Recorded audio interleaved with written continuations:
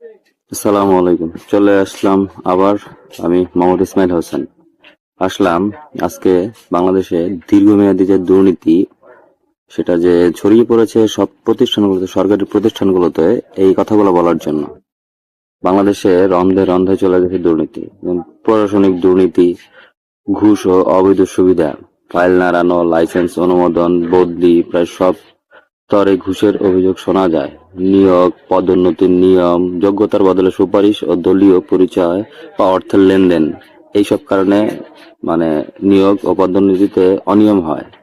না, আর্থিক দুর্নীতির বিষয় আছে, সরকারি প্রকল্পে লুটপাট, বাজেট ফুরিয়ে ধরা, তারপর নিম্নমানের কাজ, ভুয়া বিল, সরকারি ক্রয়ে অনিয়ম, দরপত্রে কারসাজি, একচেটিয়া সুবিধা, কমিশন বাণিজ্য, অবকাঠামো উন্নয়নগুলো, যে মেগা প্রজেক্ট গুলো আছে, যেগুলো রাস্তা, সেতু, ভবন নির্মাণ ইত্যাদি, এই কাজগুলো আছে, অল্প সময়ে ভেঙে পড়া, নষ্ট হয়ে যাওয়া।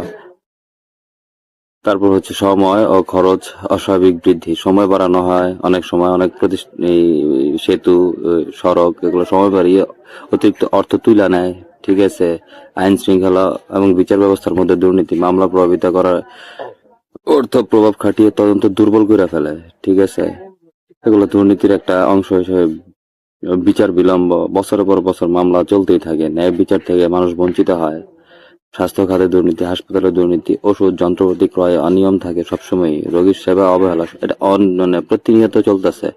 শিক্ষার অনিয়ম, আহ, নিয়োগে ঘুষ থাকে, তারপর হচ্ছে ভর্তি বাণিজ্য থাকে, শিক্ষায় যে ব্যবস্থাগুলোতে, তারপর পরীক্ষায় প্রশ্নপত্র ফাঁস থাকে, এগুলো প্রত্যেকটা অনিয়ম। ভূমি ও স্থানীয় সরকার যেগুলো আছে, যেমন ভূমি জমি রেজিস্ট্রি, নামজারির ঘুষ, এগুলো থাকে। স্থানীয় আহ প্রকল্পে আত্মসাৎ করে, রাস্তা, ড্রেন, সামাজিক নিরাপত্তা ভাতা বন্টনে অনিয়ম থাকে, যে নিরাপত্তা ভাতা বন্টন, মাঝে মাঝে টিসিবি পণ্য, আরো আরো আছে যেগুলো আপনার এই বয়স্ক ভাতা, এগুলো তো অনিয়ম কন্টিনিউ চলতেই আছে। রাষ্ট্রীয় প্রতিষ্ঠান ব্যাংকিং গুলা যেগুলো আছে, এগুলো ঋণ খেলাপি দিয়ে ভরে গেছে।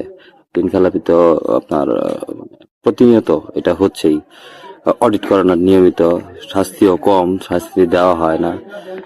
তো এইসব যেই দুর্নীতিগুলা হচ্ছে, এখন আপনি সিদ্ধান্ত নিয়ে নেন যে আপনার এই দুর্নীতিগুলো যদি কমে, দেশের জন্য আসলে সত্যি উপকার হবে।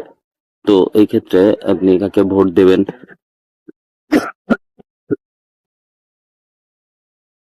আপনার আসনে, সেটা আপনি সিদ্ধান্ত নেবেন যে কাদের ভোট দিলে আপনার এই দুর্নীতি কমাতে পারবে। এই দুর্নীতি বাংলাদেশে এখন